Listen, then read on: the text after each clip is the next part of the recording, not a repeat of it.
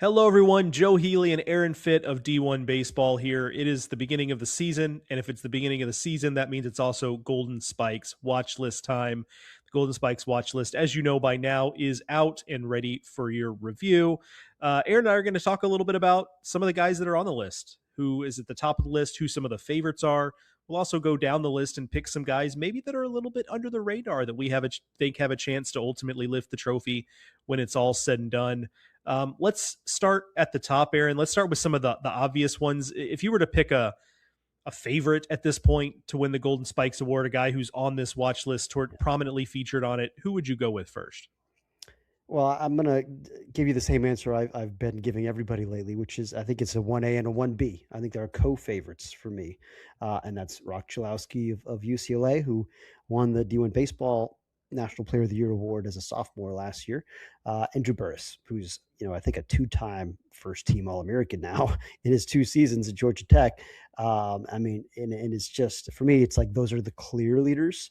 If you had to give one guy, if you were making the odds for Vegas, I think it would be Chalowski because, again, he won our award last year, and which I think means something. Not a common feat for an underclassman to win a National Player of the Year award.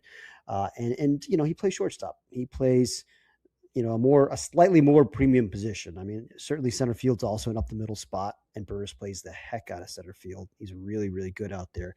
But Chalowski's an elite defender at an even more demanding position. And both these guys check all the boxes from a leadership and a presence standpoint. They're really, really special people, in addition to being special players they both have, legit 5-tool ability too. I mean, these guys do everything. They're the definition of college baseball superstars. I think they're on the same tier as some of the Adley Rutschmans and, the Dylan Cruzes, some of the great, like no brainer superstars that have had that kind of career, transcendent careers in the last decade. I think these guys fit right in that lineage. I think it's a great call. I would also throw Cameron Flukie into that list Yeah. with Coastal Carolina, and I think about it a couple different ways. One is just he checks all the boxes, right? Like he's a prospect, which I know this is not a prospect award, but those things tend to go hand in hand with this award. He's going to be high profile. You're going to hear a lot about him from a draft perspective. He's on a top 5 team, a team that we think has a chance to win a national title. And on top of that, let's face it, it reminds me a little bit of Steven Strasburg's Golden Spikes year, where the reality is he's going to be able to put up some numbers because he's going to mow through a lot of the Sun Belt Conference. And I don't mean that disrespectfully to a very good baseball conference, the Sun Belt Conference, but this is not an SEC schedule, and so he is going to have some gaudy numbers. He already had them last year, but I do think that helps his case a little bit because he's going to have the opportunity to dominate, Yeah. and that's something that, especially with a pitcher, like is hard to do in this version of college baseball that I think he's going to have the opportunity to do. And it is, if you go back to Strasburg's year, like that is kind of what stood out about him is, yeah, you could nitpick the competition level, but you can't nitpick like the results. Like, I mean, he just mowed down everybody in his path. And I think there's a chance that Fluky could be that kind of guy for Coastal Carolina. And I think the fact that he's already famous, having pitched on the biggest stage the sport has to offer, not only in the College World Series, but in the College World Series finals, and also pitching very, very well on that big stage in Omaha, I think that helps his cause too. It just kind of elevates his profile a little bit, and I think it gives his numbers a little bit more gravity. The fact that he did it for a team that nearly won it all last year, and he was a big reason why. So I'm with you on that. I think Fluky is another great name at the top of the list. I think Derek Curiel from LSU, who's another one of the top vote getters up there. I mean, that's another, I think going to be a pretty popular pick. He's only a sophomore, but gosh, what a great freshman year he had. He's just one of the best pure hitters in the country. For me, he's not too far behind Burris and Chalowski.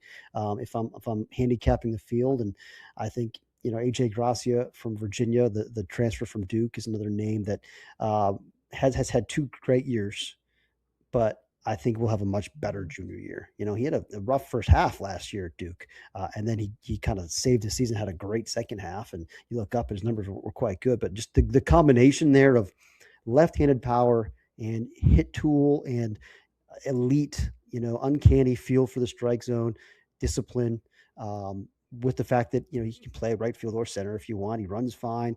He can throw really well. I mean, it's another guy who just does everything, and has a great 2-year track record to boot. So I would put those two guys, Curiel and Gracia, also up in that tier. Yeah, I think a guy who's maybe just a little bit off that tier, and I don't even know if that's fair, but I think Justin LeBron needs to get mentioned here, the Alabama shortstop, because I think at this time last year, if you'd have told me at this time last year, like who are going to be the 2026 favorites to win this award, his name probably would have been the first one out of my mouth. And last year he hit some speed bumps in SEC play, and that happens. That's the reality of playing in that league. But you want to talk about raw tools, he's got as much as anybody. Like he's a guy who will make the flashy play defensively. He's the guy that can, despite not being the biggest guy around, he's the guy that can, hit balls 450, 460 and put up those prodigious power numbers. And he's also a guy that just kind of carries himself in a certain way, carries himself with a lot of confidence without it being something that people look upon him negatively with, right? It's a confidence, not a cockiness, right? And so he's someone who I think is maybe a step below this category, but certainly is maybe in that list of favorites there. But I'm curious now, and I can go first if you'd like me to buy you a minute here. But if we go down a tier, and feel free to draw the line anywhere you feel like you need to draw it, but someone maybe that's not necessarily as much in the public eye, maybe not as famous, maybe not someone that has the track record, whatever it is, like someone kind of on that second tier or third tier that you think is probably going to finish closer to winning this thing than anybody really has any expectation right now. So I will answer your question, but I'm going to just wrap up first with a note on the process here. I think it's 19 members of the advisory board turned in ballots, and two more guys are in that top group of players that appeared in either every ballot or all but one ballot, in addition to the ones we mentioned so far.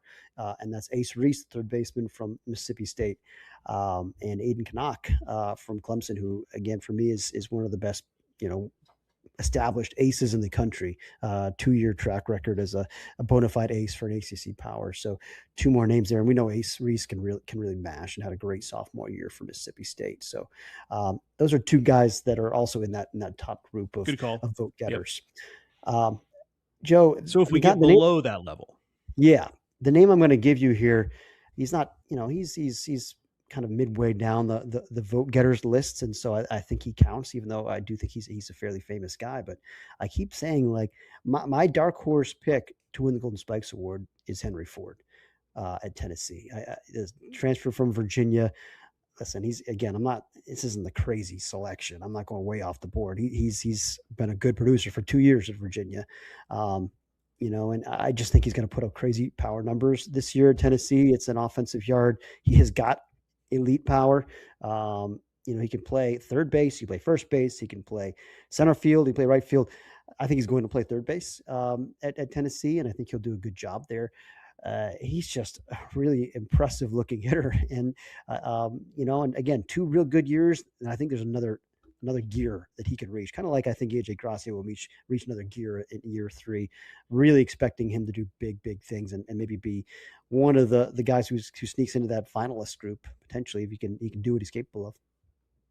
Yeah, I think that's a great call. Someone who I would probably have in a similar list if somebody had me make a list. I will go even a little bit further down than that in terms of the vote totals, although I think on similar footing to Henry Ford. And I'm going to go with Chris Rimbert from Auburn. Yeah. A guy who, the first time I heard about really much of anything about him was when our colleague Mark Etheridge saw him 2 falls ago and was like, hey, you're going to love this Chris Rimbert guy. And sure enough, like he got off to a little bit of a slow start, but once he started hitting, it just didn't stop, and he ended up hitting over 400 in SEC play. And then I think the thing that took him to another level, not just for me personally, but another level in terms of the way he's thought of as a prospect and a player, is when he went to Team USA over the summer. And you talk to the coaching staff at Team USA, and they'll tell you he was the best guy they had. And what's impressive about him is he's a little bit, I don't want to call him the anti-Justin LeBron, because that's not right, but he's different in that he's just a ball player. Like, he's not the fast, his run times are not going to blow you away. He's a pretty good runner, but it's not blazing speed. he's a good athlete, but he's not a jump out of the gym athlete, to use a basketball phrase. Like he's not that. He's not the biggest guy around. He's not the most dynamic defensive player. But here are the things he does well. He plays multiple positions passably. He can play second base. He can play corner outfield at a bare minimum. He can hit for average. He can hit for power. He's a good enough runner to steal the occasional base. Um, and then we knew that about him. But then when he got to Team USA, I'll never forget the first pitch he saw. He just yanks out to left field at like 110 off the bat and 450 feet. And I didn't realize he had that kind of juice. Like that was new to me. And he just kept doing that over and over and over again. And now he doesn't take a backseat to much of anybody in terms of the best players in the conference. And I think one of the reasons why he maybe didn't get maybe the support in terms of the votes as some others did on this list is just because I think the general college baseball watching public has maybe been a little bit behind in realizing just how good this guy is. But the secret is going to be out of the bag when he's able to back up the season he had last year with another one similar this year. I love that take. And I'm going to throw just a couple more names at you in rapid fire here. Some of my favorite guys down in the bottom half of the vote getters list. And I'm going to start with Ethan Norby at East Carolina. I mean, for me, he's a first team preseason All-American along with, Aiden Canuck and Cameron Flukie.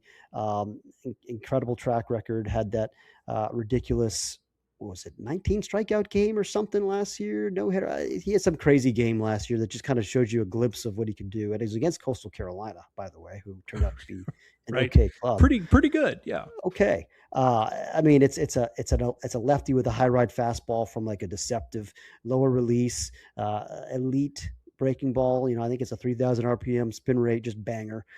Cutter. I mean, pitch ability. Strike throwing, incredible resilience, poise. He does everything. Like for me, I think this guy's going to be right there with Canuck and Flukie at the end of the year on my list of the best pitchers in the country. And I think Wake Forest Blake Morningstar for me is a rising guy that I could see jumping up into the top tier of pitchers. He is a preseason All-American. I don't think he's not first team for us, but a guy that I really like as a power pitcher with the deep arsenal and a pretty good track record that I think is going to make that leap now in year 3. I'm going to give you Ricky Ojeda making the transition from stopper to rotation stalwart here for UC Irvine. Guy can really pitch. Expecting him to have a huge year for UC Irvine. And then Maddox Maloney is my last name here. Oregon shortstop, very physical. You first look at him and you think, oh, well, he's going to be a third baseman at the next level. I mean, he's just so physical. He's so thick, right? But you watch him play shortstop. It's like, oh, hey, wait a minute. This guy moves. He's quicker than you think. The arm really plays. He's got instincts and actions. And I think it's a real power bat too. And this can be very good offense, and he's going to be the centerpiece of it. So another guy that I really like down on the list there. Anyone else top of mind for you, Joe, before we wrap this thing up? Well, yeah, I thought my last thought was less giving more names and more that we should acknowledge that, that this list looks different than it would in any other sport. And it's one of the reasons why college baseball is so great, right? If you put a list together like this for whatever the Golden Spikes equivalent award is in college basketball or college football, and you're not getting that much variety of the types of programs that are on this list. But as I peruse this watch list, you've got schools like Yale on it, right? And Northeastern is on this list. The West Coast schools, UC Santa Barbara, UC Irvine, Florida Gulf Coast, Kent State. Like, it's just another, to say nothing of, at this point, we just know Coastal Carolina, but let's not lose sight of the fact that like Coastal Carolina is not only has a guy on this list, but one of the favorites for this thing. And oh, by the way, they could win another national title. It just hammers home the fact that while we do sometimes get as college baseball fans, because I think I can call you and I college baseball fans in addition to being journalists of the sport, that we get a little bit out of shape about the way in which the game has changed and how it's different than what we remember. And we long for some of the things that we've lost, but the sport is in a really healthy spot in the big picture here. And I think you can see it with the variety of the places that these players in this watch list come from. And I don't want us to lose sight of that. Like, ultimately, more likely than not, the winner of this award is going to come from a major conference team. And I get that. But this is honoring the elite of the elite in our sport, and there's a lot of representation from a lot of different places on this list. That's right, Joe. And of course, part of the voting process, there's also a non-Division One section of the ballot. There are, I think, 4 high school players on this list, plus a Division Two player from Lenore Rhine here in North Carolina. So there are a few non-Division One guys as well, but almost always this award won by a D1 player. I know Bryce Harper won it as a JUCO player back in the day, but usually it's going to be a Division One player, but you never know. This is an award for the best amateur player in the country, and so the Golden Spikes process includes some non D1 names on there, and I think that's worth pointing out. The next step in the Golden Spikes process is the midseason watch list. Last year that came out in early April. It was a 45-man reduced list here, and then of course they cut it down again to the semifinalists and the finalists, and then you choose 3 finalists, and we vote from there. There's a fan vote element. You can look forward to all that stuff coming up as the season progresses. So we want to thank our friends at USA Baseball for their partnership. And Joe, always great talking baseball with you, my friend. You as well. Thank you for all you do for the game.